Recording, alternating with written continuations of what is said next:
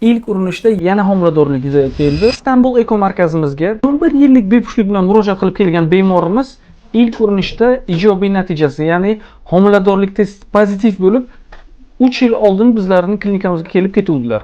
Yaxshi xabarlar bilan uylariga qaytib ketuvdilar.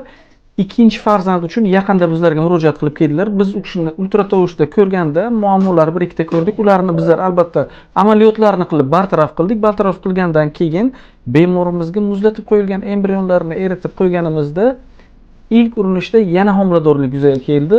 Hozir ushbu bemorimizni sizlar bilan birgalikda tabriklaymiz. Istanbul Eko markazidan qo'ng'iroq qilyapmiz.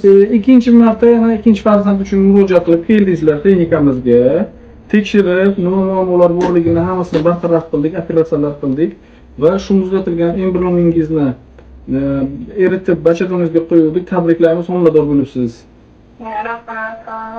Alloh mahkamadan bersin, eson-omon qo'lingizga olish nasib etsin. Nasib bo'lsa 2 kundan keyin yana analiz topshirasiz. Xudo xohlasa 2 martaga oshish kerak. Undan keyin yana 10 kundan keyin ultratovushda birgalikda shu yerda ko'ramiz, xudo xohlasa. Muborak bo'lsin.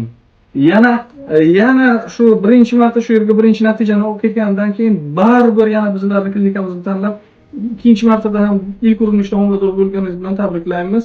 Bizlarni yana tanlab kelganingiz uchun sizga minnatdorchilik bildirib qo'yamiz. Rahmat. Salomat bo'ling, sog' bo'ling.